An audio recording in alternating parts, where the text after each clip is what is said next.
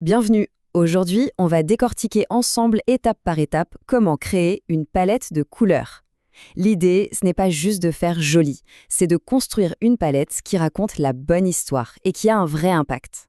Choisir des couleurs, ça peut vite devenir un vrai casse-tête. On se retrouve face à des milliers de teintes et on ne sait pas du tout par où commencer. Et le risque, c'est de finir avec une association de couleurs qui ne fonctionne juste pas. C'est exactement ça le problème. Une mauvaise palette, ça peut créer un véritable inconfort visuel. Les couleurs s'entrechoquent, elles agressent l'œil. Résultat, les gens ont juste envie de regarder ailleurs, tout le contraire de ce qu'on cherche à faire. Il faut vraiment comprendre que la couleur, c'est bien plus une question de goût personnel. C'est un outil marketing surpuissant. Une palette bien pensée influence directement la perception d'une marque et au bout du compte, le comportement d'achat. D'ailleurs, les chiffres parlent d'eux-mêmes. Une étude d'Adobe a montré qu'un consommateur sur deux a déjà choisi une marque juste pour ses couleurs. 50%, c'est juste énorme quand on y pense. Et ça va même plus loin. Une autre étude révèle que pour près de 7 personnes sur 10, la couleur de l'emballage joue un rôle majeur dans la décision d'achat. La couleur peut vraiment faire basculer la vente. Bon, alors comment on fait pour bien faire les choses? Voilà le plan de match. On va suivre 5 étapes logiques pour construire une palette qui soit à la fois cohérente, stratégique et efficace. Alors, on commence par le commencement, la base de tout. Comprendre pourquoi la couleur est si importante. Avant même de choisir une seule teinte, il faut parler d'émotion et de psychologie. Chaque couleur porte en elle une charge émotionnelle. Elle communique des idées et des valeurs beaucoup plus vite que les mots. Pensez au bleu des banques qui inspire la confiance, ou au vert qui évoque la nature et la santé. C'est un langage subconscient. Ce qui nous amène tout droit à la deuxième étape, la stratégie. On ne choisit pas des couleurs parce qu'elles sont jolies, on les choisit parce qu'elles servent un objectif précis. C'est une décision stratégique, pas juste esthétique. La toute première question à se poser est donc celle-ci. Quelle émotion, quel sentiment est-ce que la marque doit faire ressentir? Est-ce qu'on vise la chaleur, l'énergie, le calme, le sérieux, la sophistication? C'est cette réponse qui va être notre boussole. Et c'est là que la psychologie des couleurs devient super intéressante. On voit ici quelques exemples.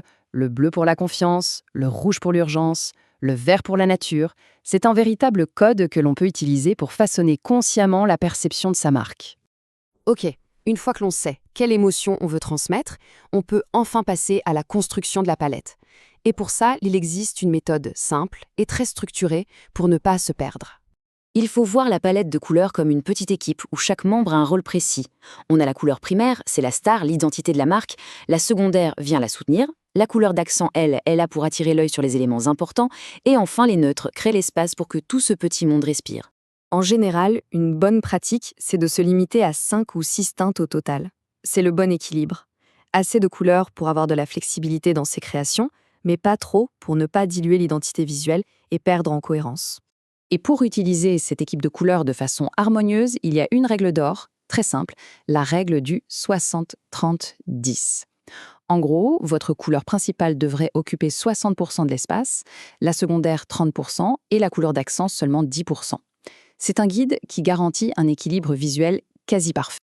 Ça y est, on a notre palette. On pourrait croire que le travail est fini, mais pas tout à fait. L'étape 4 est cruciale. Il faut vérifier que la palette fonctionne pour tout le monde. C'est l'étape de la validation technique. L'erreur numéro 1, qu'on voit malheureusement très souvent, c'est le manque de contraste. Un texte clair sur fond clair ou foncé sur fond foncé, c'est peut-être joli, mais c'est surtout illisible pour beaucoup de gens. L'accessibilité, ce n'est vraiment pas une option. Heureusement, pas besoin d'être un expert pour ça. Il y a des outils gratuits en ligne qui sont géniaux. Colors.co ou Color Hunt, par exemple, sont parfaits pour trouver l'inspiration. Et un outil comme l'analyseur de contraste d'Adobe est indispensable pour vérifier que vos combinaisons de couleurs sont bien lisibles. Allez, on arrive à la dernière étape, la 5e, la documentation. Parce qu'une super palette de couleurs ne sert à rien si personne ne sait comment l'utiliser correctement. Il faut la graver dans le marbre. L'objectif, c'est de créer un guide de marque, une charte graphique. C'est un document de référence qui dit clairement « Voilà nos couleurs, voilà leur code, et voilà dans quelle situation les utiliser ». C'est ce qui va garantir la cohérence de la marque sur le long terme. Et voilà, on a fait le tour. Comme on l'a vu, créer une palette de couleurs, c'est bien plus qu'un simple choix esthétique. C'est une décision stratégique fondamentale qui va définir comment la marque est perçue et ressentie. Alors la question finale à se poser, c'est ça. Quelle émotion votre palette va-t-elle provoquer ?